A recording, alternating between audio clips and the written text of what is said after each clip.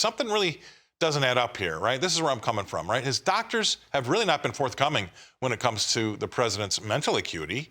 We've all talked about that, and we still are. Could it be the case that this diagnosis of cancer was also held back? Now, with this type of cancer, it moves first to the lymph nodes. This is prostate cancer, and then ultimately to the bones. To add fuel to the fire, there was this headline earlier this morning.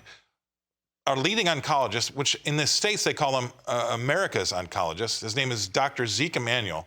He made the bombshell announcement on MSNBC's Morning Joe this morning saying Biden, quote unquote, did not develop prostate cancer in the last 100 or 200 days.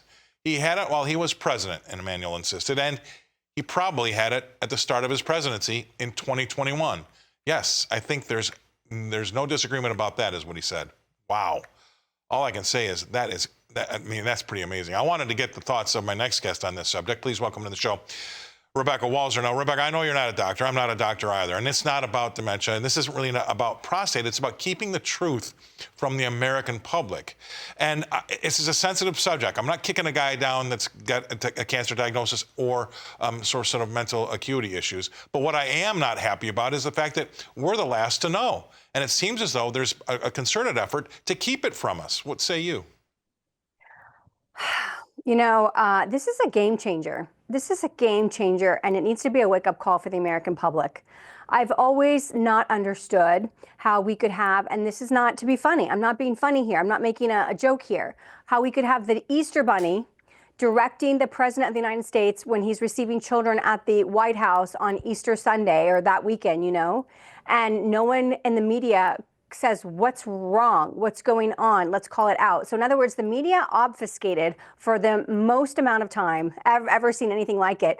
You know, he's walking stage left when he turns around and has to walk off stage right. Just everything that he did that clearly showed that his mental clarity, the note cards with the names of the reporters, the questions to pre-ask that we got pictures of, that we saw him always holding and clinging to. So it's one thing that the media, which is we consider separate, independent, outside of control, an entire media organization of the United States of America, hiding that fact is something that most Americans could maybe say, well, maybe they had a vested interest or they just thought it would be better for the country or whatever.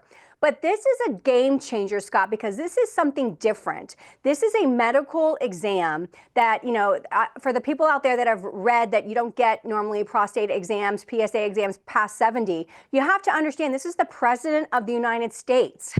They have a medical doctor assigned. They have a litany and a barrage of tests to make sure that this person has the mental and physical acuity to be the person that is in charge of our nuclear weapons.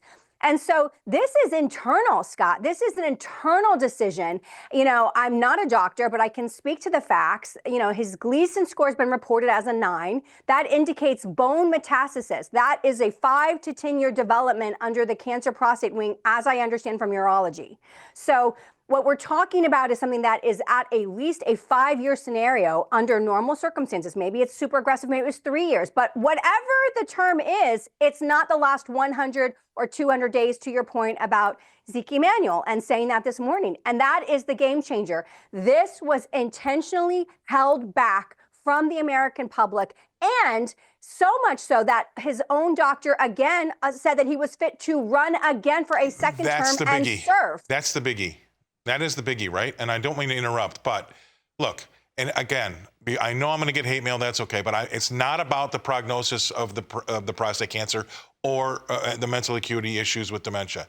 It's about us not having that information, which we deserve the right to have.